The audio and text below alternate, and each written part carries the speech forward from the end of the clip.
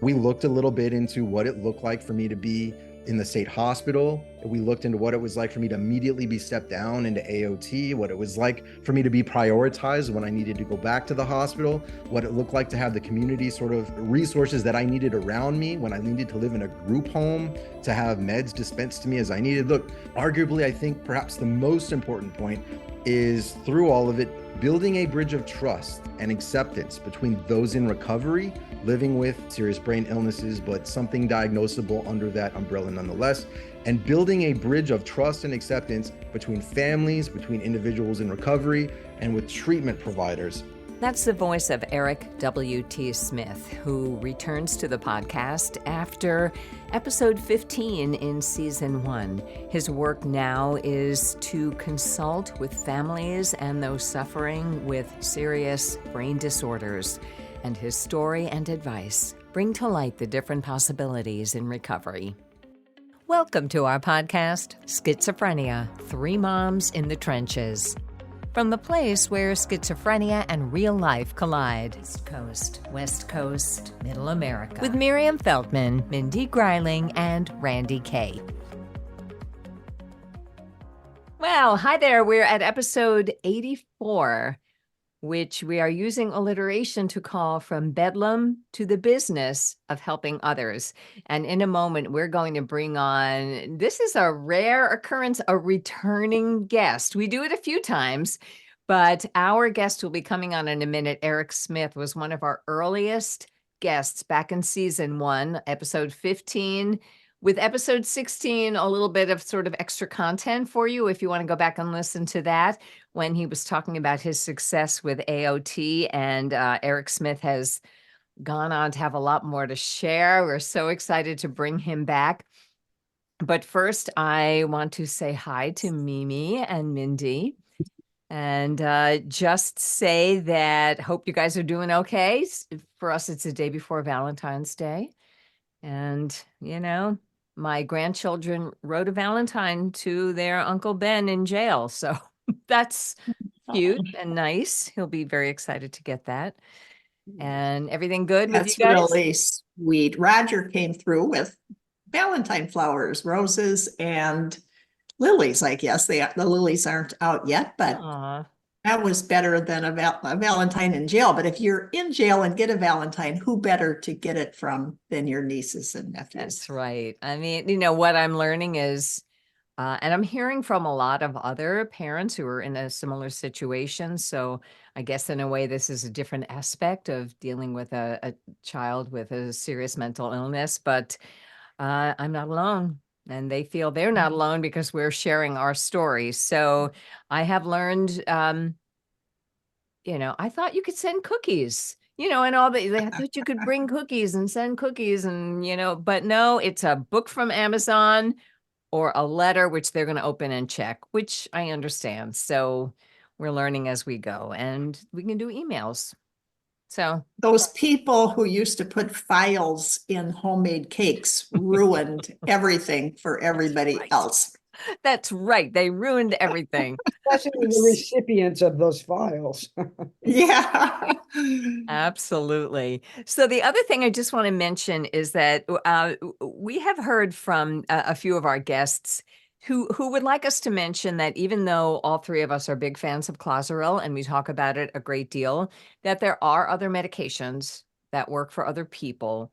And I just want to, and my son is on I preferred Clozaril, but he's on something else. It's doing okay. So I just felt like it was important to say, you know, Clozaril isn't the only game in town, but we believe it should be tried quicker than many people try it. Does that pretty much sum it up?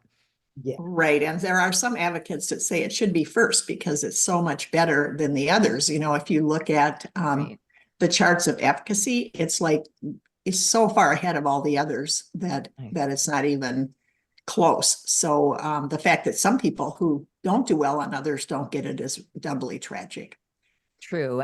But one thing I will say about it is that it's not available, at least not yet, as a long-acting injectable.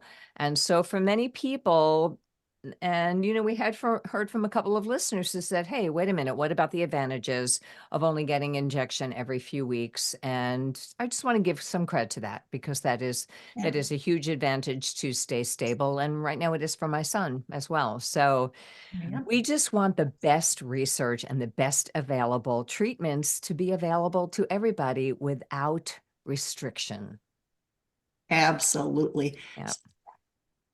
And there, there's some new things coming out. A lot of people, they had something on NPR talking about it is more bipolar than schizophrenia. And this has always been around, the ketogenic diets, the vitamin B, and all of these. Listen, I'm all for it. Try everything you can. But for me, and I think for all three moms here, without antipsychotic medication, those things didn't work alone. But if it works for you, all power to you. Like, whatever works. As long as we're on clozapine and other things, I just have to say my update for Jim, and we did just meet with Dr. Laitman today. He always says clozapine is fussy about what it walks with. And Jim has been a huge consumer of supplements all over the map, and ones that just he thinks he might need and so forth. And Dr. Laitman has been gradually convincing him that that's not helpful when you've got clozapine and the supplements he prescribes, that's all you need. So as of a couple of weeks ago, Jim is finally off all the other supplements. The last one went, some kind of green powders that nobody knew what was in them of any sort other than some kind of dirt. But a result of that, perhaps, or we don't know any other factor, Jim needs a lot less clozapine. And all of a sudden, when he got off of the green powders, and he also stopped taking snus, which is what he was using instead of once he went off of cigarettes, a type of chewing tobacco, I guess. He just plain had seizures from too much clozapine. So whatever the result, he's doing really well and on quite a bit less clozapine. So you never know. Wow. That's amazing. It's interesting. And I guess the bottom line is that if possible, get with a doctor who understands medication combinations and will stay on top of it. Dr. Laitman is a former guest. You can look up the episode with him. I do not believe he's any longer taking patients, but there are many resources on the show notes on that episode to show you where you can go for similar. Plus, there's a book we can. The other thing I just want to mention before we bring Eric on is we have a Facebook group, and thank you. Last week we asked, please join the group, and many, many people did. And I was going through the old messages that I had forgotten to answer or just kind of went to the bottom of the line. And this wonderful poem came up from Leanne Madden, who's just, yes, wasn't it beautiful? Just writing privately for a friend. She's not publishing this or anything, but I put it on the page. And if you haven't been to our Facebook page, just go to Facebook and put Schizophrenia 3 Moms in there and we'll show up. And I won't read the whole poem, but she just talks about the beautiful mosaic of a mother's love and how it's not maybe what you planned. From dreams of who I thought you might become, turn into small dreams. I'm trying to read under my camera if you're looking on YouTube. Turn into small dreams of trying my best to keep you safe and the hope for the peace not to come undone. A mother's love for you, my beautiful child, will never end. It's a beautiful mosaic of hope and light, broken and bent, but comes back to forever fight. And so many people commented that it just struck them. So I thought I'd read a little bit of it to you and encourage you to go to our Facebook page and you can see Leanne's beautiful poetry that goes with that. All right. Let's bring our guest on. We're delighted to have a return guest. He's turning his camera on as we speak. And Eric was our guest in season 1 of 3 Moms when we talked about AOT, but this is 2-3 years ago. And hi, Eric, you have a lot to catch us up on. Again, the title is From Bedlam, and you'll tell us in a minute what that refers to the business of helping others. So What have you been doing? Catch us up.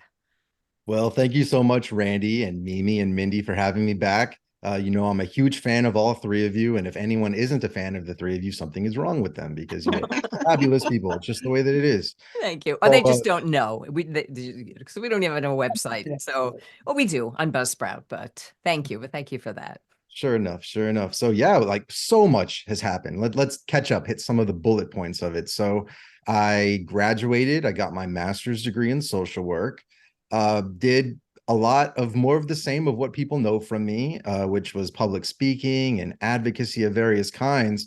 But I suppose the best way of catching up what I'm doing most now, like the most relevant parts of my life, what I'm spending my time on most, could sort of be summed up by me telling sort of a short story of a recent speaking engagement that I was at. So I spoke at the invitation of the leadership of NAMI Greater San Antonio. For folks not familiar with NAMI, that's National Alliance on Mental Illness. This is the Greater San Antonio of NAMI. So it was NAMI San Antonio, but the surrounding counties are now also benefiting from what we do, what they do rather, NAMI Greater San Antonio. So I got a call and an email, had a few conversations with their leadership, and they said, "Hey, would you like to be one of the 2 days of this event we're going to do? Would you like to be one of the opening speakers?" I said, "Yes, of course. This is the kind of thing I love to do." So it was received very well. And after I was done speaking, I sort of hung backstage for a bit and talked with some of the other folks involved in the event. And then lunchtime hit. So as I'm sort of walking around backstage talking with some of the folks there, I get a text message from the executive director there at NAMI Greater San Antonio. And he says, "Hey, could you come out to the main lobby? There's a bunch of people asking to talk with you. Like they want to know, can they have a conversation with you? Can they ask you questions and all?" I said, "Yeah, of course. I'll be right there." And true enough, I made it to the lobby. And there started to be a line of folks sort of like waiting to talk with me that eventually morphed into the just like circle of people around me where I was just sort of talking to everyone all at once and answering questions all at once.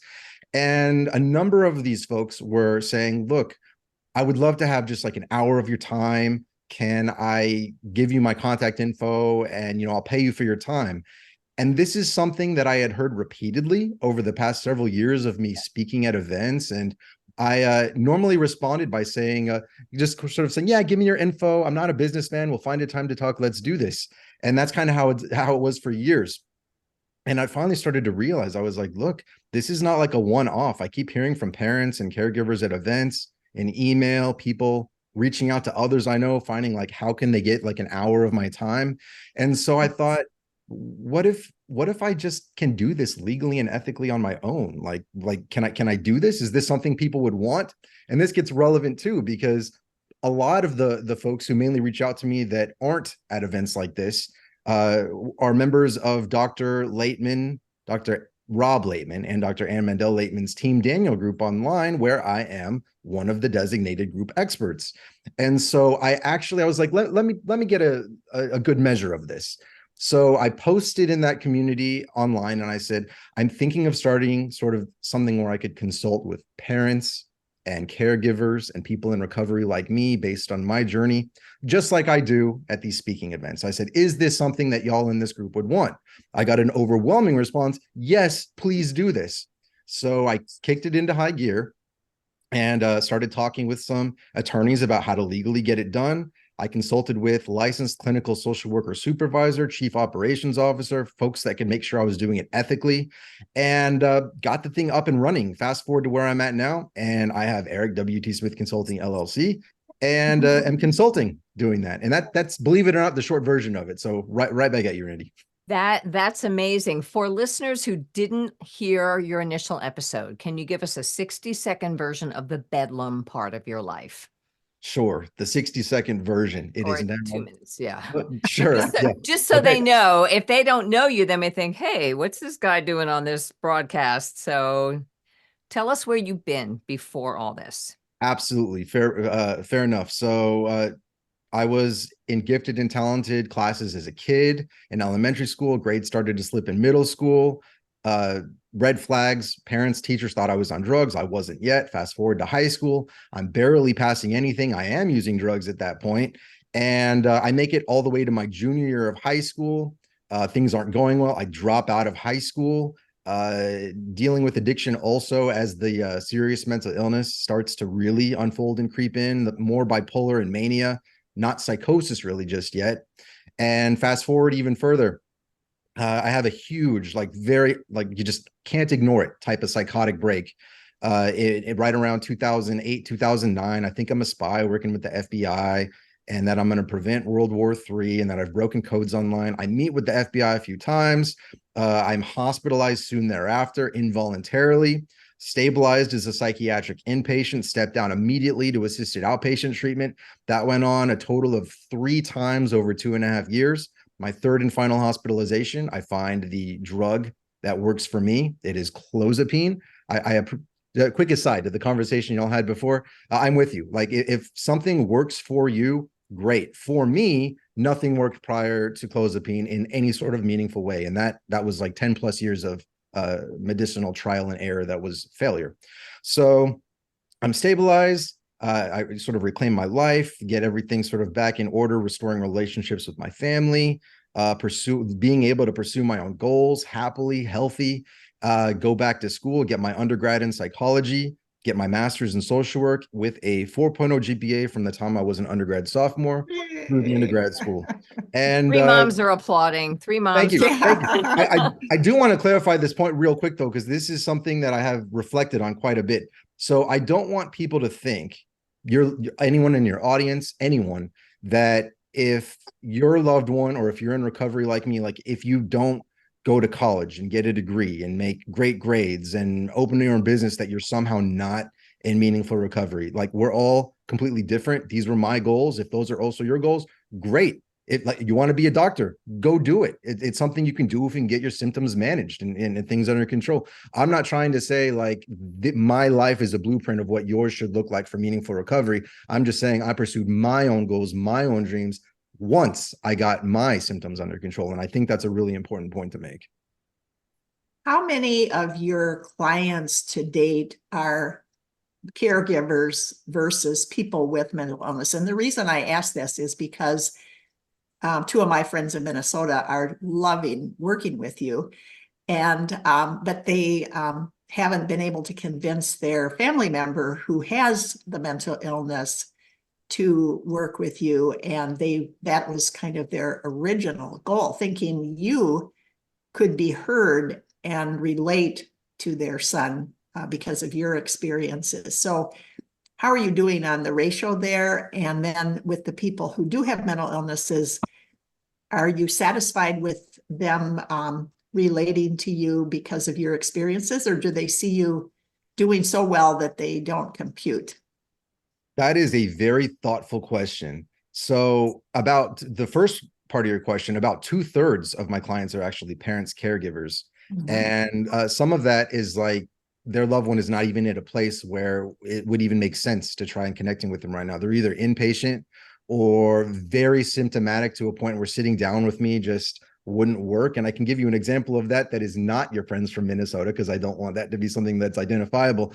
So on a few occasions, there have been parents who have reached out to me, parents or caregivers who have reached out to me and said, look, my loved one is either, using meth. We don't know if it's the meth-induced psychosis. We don't know where they're at in their ability to really meaningfully relate to you. And so we sort of talked it out, and I said, well, I've not communicated with them yet. I said, do you want to give it a shot? Like we could sit down and try it. And in a couple of those instances where the parents and caregivers really preface it with realistic expectations, like, look, my loved one is actively using meth and just not probably in a great place. And I said, well, do you want to try? We can do it if you want to try.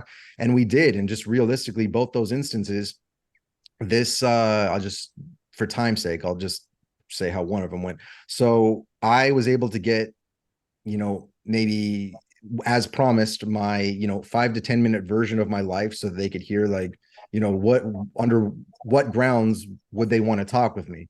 But from that point forward, like it was a lot of just complete absence of being able to perceive reality and sentences that didn't really make any sense. But it was important to them to want to share with me whatever it was they were sharing. And there were times at that one instance, like where the not biological father, but the father figure was present and was sort of trying to interrupt, saying, hey, don't you want to hear from Eric, and give him a chance to say things. And then I would. And then the guy would just come right back as if like he had just used meth earlier that day. Like it was very, very on par with what the adult figures, caregivers in his life were saying would happen. And from the outset, that's what I said. I said, look, I've only used meth a few times, but if you're saying that he's a heavy user and, you know, he may not be in a space to talk to me, I said, that's probably realistic, but we'll try it if you want. We did. It didn't work. I'd be happy to connect with him again when he's in a position to be more beneficial to speaking with me. Now, to the latter of the question that you were talking about, like, you know, how am I sort of able to broach things where it works well? The easiest way to sort of explain how that works is I've got clients who are in, I'd say just in recovery, just to keep it simple, in recovery, who are on a spectrum. I'm not measuring like better than, less than. I'm talking about like where I could objectively say any person who's been experienced psychosis like I have, or the three of you who have just seen it and know what it looks like. I've got people who are very early in the journey, like just got out of the hospital somewhat recently. And I've got clients who have like on one end, a PhD degree, or a young lady, for example, who is working in high-end retail and just pretty stable. And it's very easy to engage with the folks who are further to the end of the spectrum of just sort of ready to sort of be like, they're integrated into society. They're working, they're holding down a job, or if they're not holding down a job, they're just starting a job, or just some sort of stability that's conducive to conversation with me. Now, as the clients that I have are further towards the end of the spectrum of, you know, earlier in recovery, you know, fresh to being stabilized on medicine, or just sort of more to the newer end of it, that can be more challenging. And I do have a multi-pronged approach of doing this. So again, keep it very simple. I don't want to go on like a very long rant, but this is going to answer the rest of it concisely.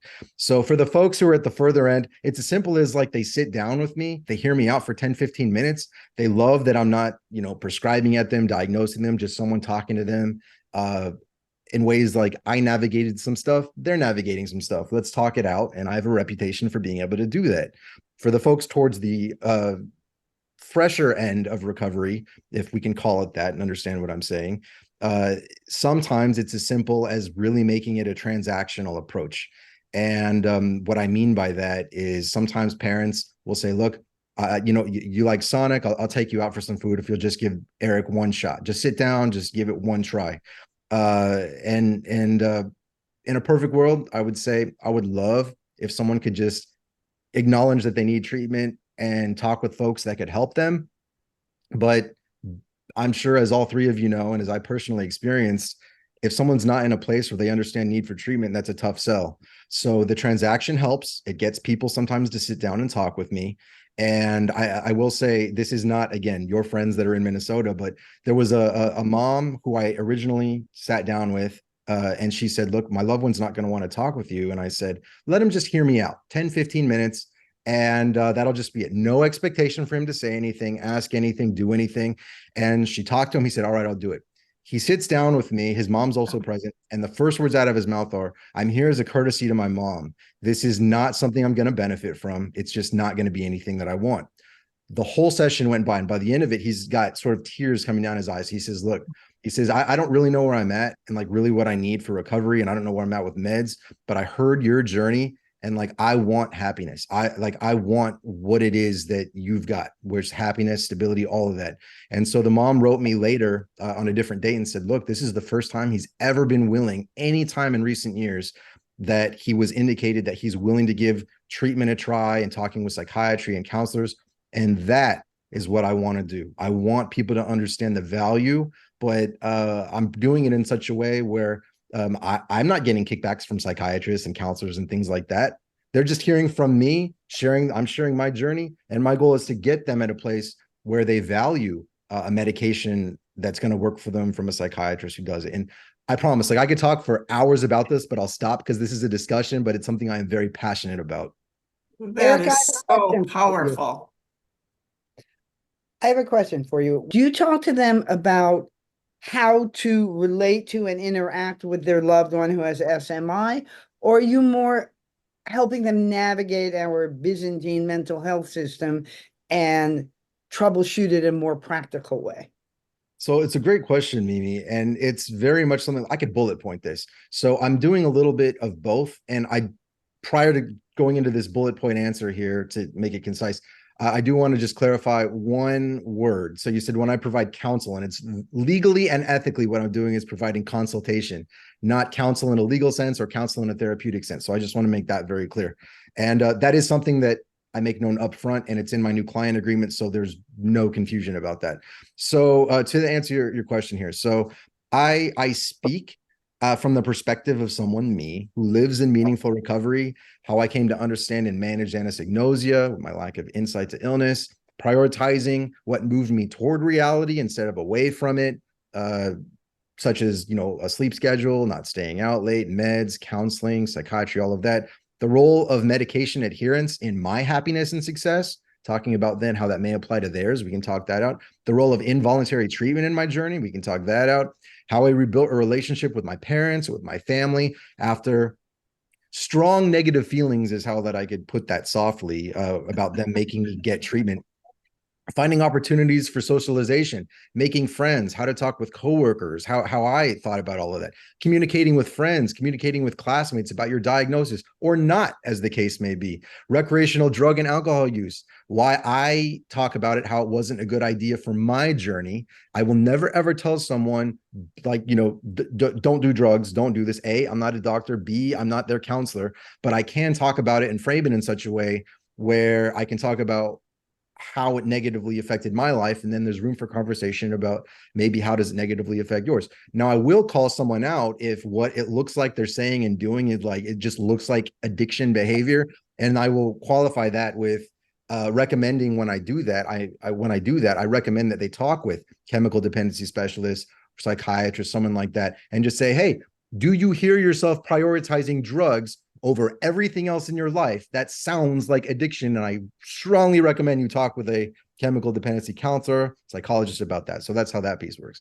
And then again, arguably, I think perhaps the most important point is through all of it, building a bridge of trust and acceptance between those in recovery, living with SMI. Some people don't like that term. So serious brain disorders, serious brain illnesses, but something diagnosable under that umbrella nonetheless. And building a bridge of trust and acceptance between families, between individuals in recovery, and with treatment providers. And even with folks who already sort of have that with treatment providers. I go back, for example, to the young lady I referenced earlier. I talk with her regularly. She's one of my first clients, and she's pretty far into recovery. She's got like her symptoms managed. Like I said, holding down a job, things are stable, but she wants to talk with me as someone who lived some of these, the delusions, the psychosis and things like that. And she wants to talk with me about that, not as a replacement for her psychiatrist, not as a replacement for counseling, but just like, hey, like she knows I have a reputation for speaking publicly and openly and honestly and raw about all of it. And she finds value in that. So, but I hope that in all of those things that I hit on, we get just like a general sense of how is time being spent in consultation. You have so much credibility. I think that's what I'm hearing, both, with both the parents, but also with the clients. And I really respect how you're handling addiction. Jim was using substances illegally and not doing well on them for, quite a few years. And anyone who ever said, don't use drugs, of course, he wouldn't listen to that. But I was appalled at how many of the people he worked with that were mental health professionals thought marijuana was okay. They shared with Jim that they used it. They kind of wink, wink, wink. They were trying to get friendly with him so they could work on other things, but they themselves did not seem to know how that contributed to his psychosis. So for you to share your journey, I think is really powerful. It is. Thank you, Mindy. And that's the sense, and that's the feedback I get in writing from clients, which it is. And I think all three of you know, and also folks who have known me for a while, and even as you're watching or listening to this episode right now, I talk a lot and passionately about this, and somehow that ends up working because the majority of the folks I meet with are like not real sure that they want to say anything, and they'll like want to hear me out. And it's based sort of on my journey to connect with them anyways. So sort of this gift for gab that can also sort of I guess be diagnosed if you're a psychiatrist assessing from afar as maybe approaching hypomania, but controlled nonetheless. That yeah, thank you for the laughter. That's exactly what I was going for right there. So serious mental illness, not funny, but I try to find like humor wherever I can because it was such. You're in the right place for There we that. go. You are. Thank you. Yeah. So yeah, it's very much like that. And I do a lot of the talking. And it normally starts with the other folks on the other end saying small stuff like, oh, me too, or hey, that was something like what I went through. And they'll hear me out, and eventually they'll have questions or they'll want to make some comments.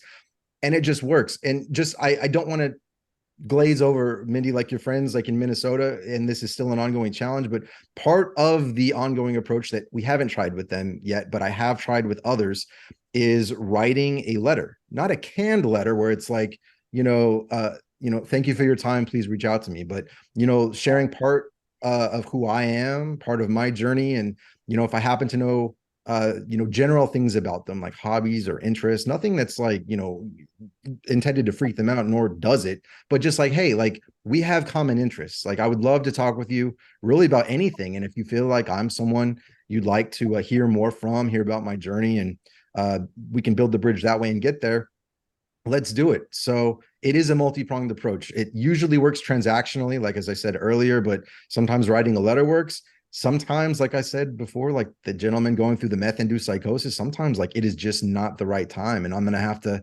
acknowledge that. And I think everyone present for the discussion, except the person actively in psychosis, can sort of understand maybe this isn't the right time right now. Let's revisit this when things are a little more stable.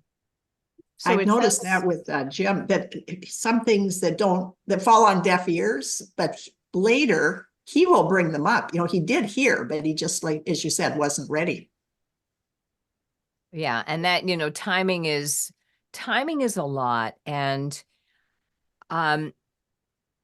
here's my question. Are there more people doing what you're doing? I would imagine you got a really full calendar. And supposing you have reached either your schedule is full or your brain is full and you just can't take on anybody else. Have you had access to a community of other people who are successfully managing their symptoms like you, who want to do this kind of work as well? Or are you a one-man band, the only one in town? Have been in People magazine and everything else. Well, look, it's a great question. There are people out there. This is not an all-inclusive list, but like there are names out there who I think could do this. Like Bethany Iser is one. She's running Cures, helping run Cures full time, author, public speaking, and I can't speak on her behalf. Like if she wanted to do this, I would say like, yeah, I would trust her name in this space. There's another one who runs a podcast, and I haven't heard all of them, but I appreciate his approach, and that's Gabe Howard. I think that he's someone where people would want to talk with him. Mm-hmm. There's Cody Green. He's in the sort of the SMI space, very much in the public speaking advocacy circuit, and people love hearing from him. Like he has, I think like I don't want to misspeak here, but I think his TikTok views or online views are like in the millions of people who watch. So look, the point that I'm making, again, that's not an exhaustive list. There are people out there who, like, I think if they wanted to do this, could confidently do it and thrive and do it very well. What I am doing is making sure that I don't, for example, like I don't have a nonprofit to run as Bethany's running. I don't have a podcast to run as Gabe is doing. I'm not unlike the heavy, serious advocacy circuit in the same sort of time demands as Cody is. So what I've done, and I've set up this consulting entity to make sure that my clients, people in recovery, parents, caregivers, that they are prioritized by me in a way where they can get one-on-one time, an hour at a time for them to schedule. And if I were running a podcast, if I were running a nonprofit, if I were doing all of that other stuff, could I realistically do that? The truth is, I don't know. I know what I am doing, and what I'm doing is something that feels like it very much is something I would have wanted when I was earlier in my recovery. And it's something that, you know, it was created much like many of the great things are. It's created out of need. Like, I wasn't just like, oh, this would be cool. I was like, oh, I needed this. It didn't necessarily exist when I was earlier on in my journey. And so, you know, I built the thing with some help of some attorneys and people I sought guidance from in various professional capacities. And to the rest of your sort of question / statement there, Randy, yeah, so I've been seeing clients since right around early mid-November, and I'm already approaching like right around 100 clients. The thing is, though, that a few And of with those, this podcast, so I can imagine, because usually the first day it comes out, we have hundreds of people listening. And I imagine them all going to go to the show notes and call you up. So I want you to be prepared that you may need to think about other people that do what you do in case the avalanche comes into your life of people who need your help. That is why I asked that question. So, and you may have to turn people away, which I know will break your heart. I Well, would can not you say say I turn them something? away. Wait list. I could just say, like, I might wait list folks, but I also want folks to know hearing this. Like, I look, the way that I'm approaching things, like I put time between clients that I can schedule to talk with me, so that when emails are coming in for new clients or requests for consultation, that they aren't just sitting on the back burner for a week and a half, not hearing from me. Like, I want to make sure if people want to connect with me, they can. And that means that I'm purposefully scheduling fewer clients per day so that I can also respond to people who are reaching out. I don't want to say there's nothing worse, but it's a terrible feeling. I know my parents went through this, to reach out to folks and you're asking for help and they don't hear anything for a week. They don't hear anything for 2 weeks. So I want to make sure, whether you're current client or a prospective client, or you've got questions about how to become a client, I am setting aside a time per day to respond to you. That's awesome. That's huge. You know, Dr. Laitman, that's one reason I've heard him say he limits the numbers of patients, because he needs to be able to get back to people. Mimi, I think I got ahead of you. You were trying to get in. That I don't, it sounds to me like what you're describing is not dissimilar to a peer counselor. And I've been recently thinking about this, about the people who have touched Nick the most and have made the most impact. And through all these years, it's always been the peer counselor. The unfortunate thing in the world of mental illness and, you know, the way that things run, a lot of times the peer counselor's there and then gone. And so they don't become enduring relationships. But I think that when somebody who's dealing with these issues can relate and touch somebody who knows the same thing, it's the most profound effect. It is. And I do want to clarify, I'm actually not even advertising, billing, suggesting that I'm a replacement for a peer counselor, because that is also something very specific. I'm about to say something that I hope blows your minds if you haven't already heard me say this before about my consulting entity.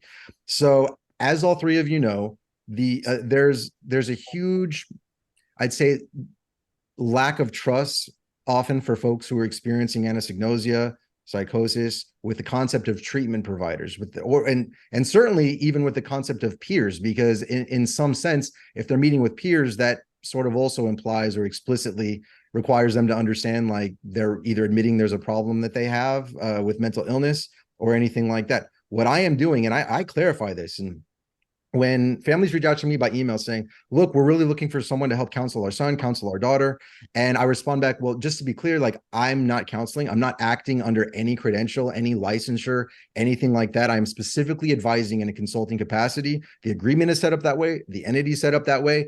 I do business that way. And they write back, they're like, that's exactly why we're reaching out to you. Our loved one doesn't want to talk to a peer. And even if they're in a place of recovery where they could benefit, this is not the conversation, the dynamic they want.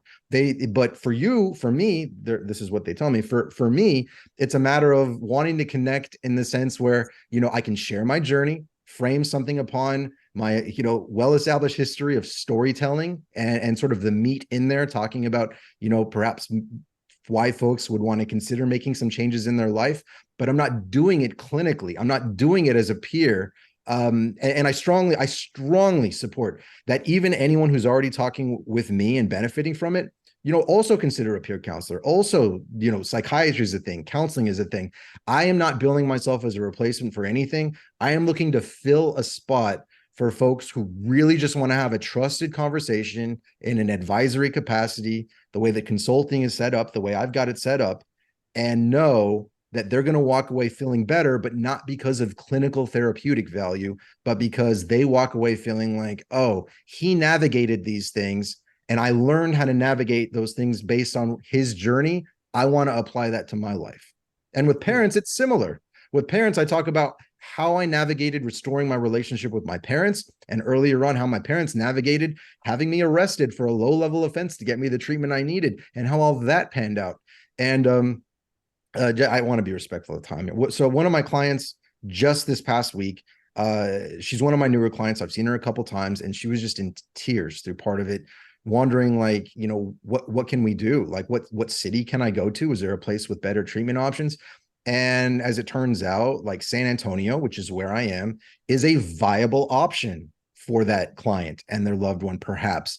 So we looked a little bit into what it looked like for me to be in the state hospital. We looked into what it was like for me to immediately be stepped down into AOT, what it was like for me to be prioritized when I needed to go back to the hospital, what it looked like to have the community sort of resources that I needed around me when I needed to live in a group home, to have meds dispensed to me as I needed. Look, we talk about things that are very much based on my journey, but not in a narcissistic way that says, look at me and I'll solve your problems. It's very much, look at me, here's what my family and I went through. Let's talk about how that can apply to your journey. And again, an advisory capacity, and people are free to take that and do something, similar, or hear that and be like, ooh, like I wouldn't want to do that, but now I'm glad I heard it anyways. I think we all need, whatever we're trying to do, write a book, which all three of us have done, do book a speaking engagement, be an actor, be a state legislator, be an amazing artist. Like, we all need people to look up to, and people, but not so far that we think, oh, I'll never do that. Like, I'm more likely to be inspired by an actor that is a working actor making money but not famous than I am by Helen Mirren, who I love, but I'm not going to have Helen Mirren's career, So, and I don't want to pay the dues to arrange my life that way. So we all need friends. And what you've been through that you freely and honestly and intelligently talk about gives them a friend.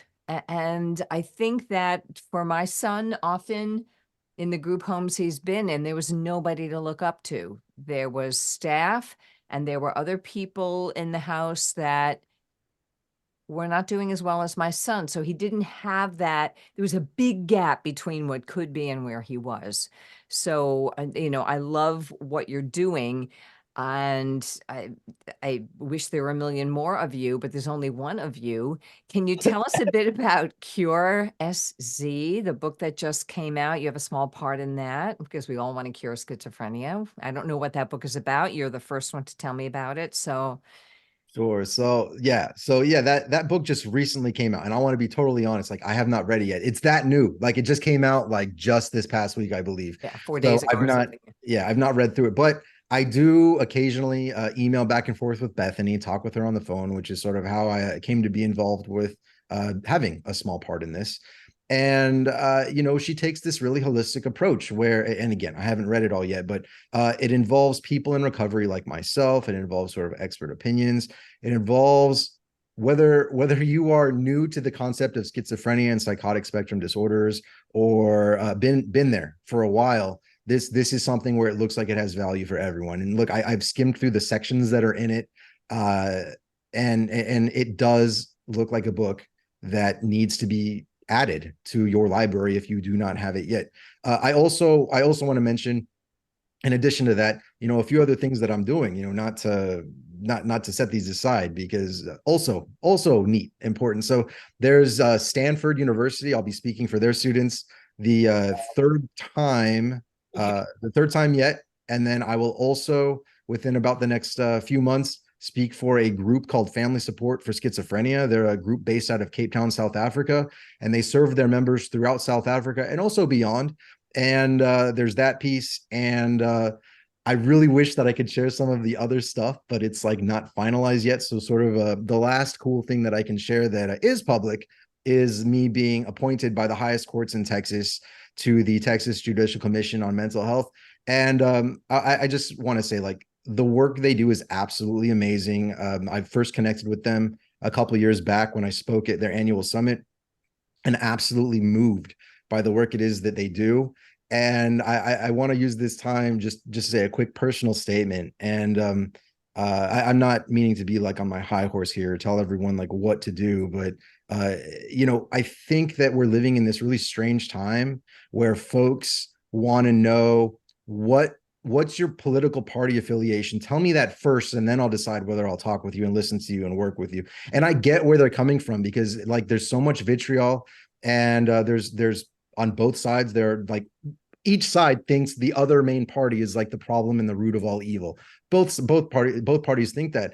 I arrive at sort of this thought, and maybe it's utopian and unrealistic, but the way I see it, and this is how I've approached my advocacy over the years, if I'm just sitting in a room full of people who agree with everything that I have to say, and I'm only going to talk with people who agree with everything that I have to say, what change am I actually creating? Everyone already agrees with what it is that I'm saying. If I really want to go make some change, I better go talk with some people that I need to bite my lip, not say a bunch of like evil launching attacks at them, like verbally or whatever, and say, hey, we really need to get some stuff done. And if all we're going to do is fight with each other, who wins? Who wins? So I'm not saying like sacrifice your political beliefs or, don't believe in something and don't stand for stuff and don't stand against hatred and all that. I'm just saying the way the system is set up, you must be willing to talk with people you do not agree with if you really want to get something done, and try not to talk bad about them while you're trying to get it done. Also shooting yourself in the foot. That's just how I feel about it. Not intending to be on a high horse. Those are just my thoughts. And Mindy, you've been absolutely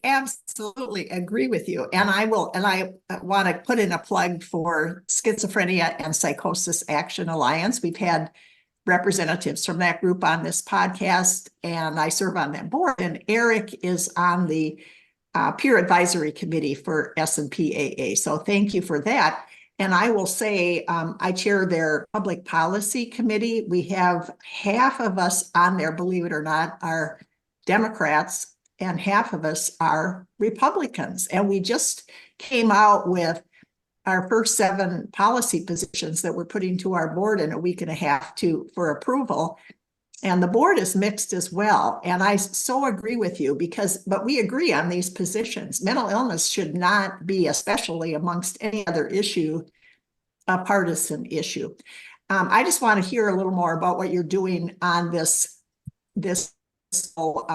group. And is that Judge, when I was at the Treatment Advocacy Center and you spoke on a panel there, and so did I, there was this wonderful judge from, I think, San Antonio or Texas for sure. Are you working with him, that judge? Who was that? He was so down to earth and wonderful. That's awesome. This will be our last question, by the way, because we are approaching an hour. So, okay. So say a bit about that, of course. Sure. So thank you so much. And the time goes by. I wish that we could just talk for hours, right? Like, how great would that be? So Judge Oscar Kazin, I think is who you're referring That's to. who it was. Yeah. So he is a fellow commissioner. He is not the reason I got voted on. In fact, the folks who appointed me were of the highest courts. So he's a Bexar County probate court judge who helped oversee my involuntary inpatient order and my AOT outpatient order. And so he is a fellow commissioner, and I'm just so glad to be able to collaborate with him, the rest of the commissioners, the commission staff, the collaborative council. And I can share with you the mission, which is really just a couple sentences.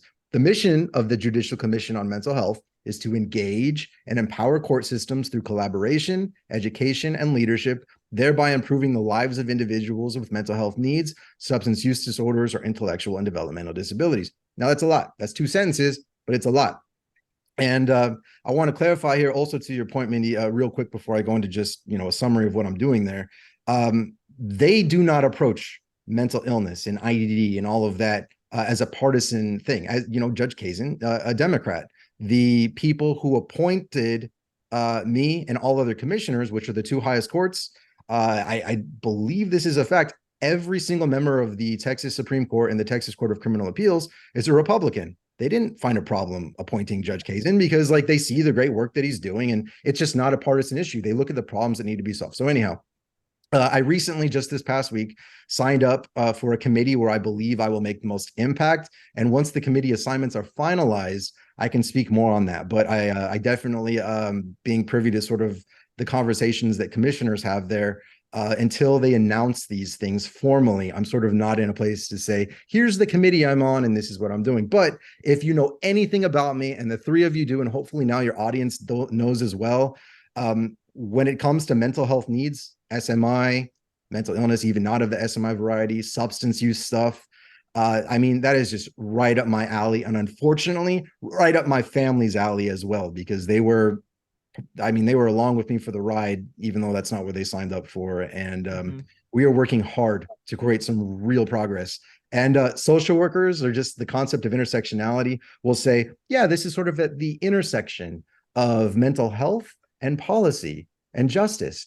And it is at the intersection, but it really is, to accurately describe it, that is a collision on a second by second basis at that intersection. It isn't like those things are friendly intersecting with each other. If they were, there'd be no need for this commission or the work that the three of y'all are doing. So there's a lot of work to be done, and I'm looking forward to getting it done for my fellow Texans, and also perhaps serving as a model for other states.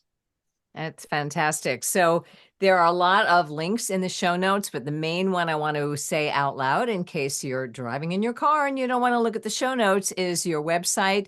So Eric Smith is a fairly common name. So you're ericwtsmith.com.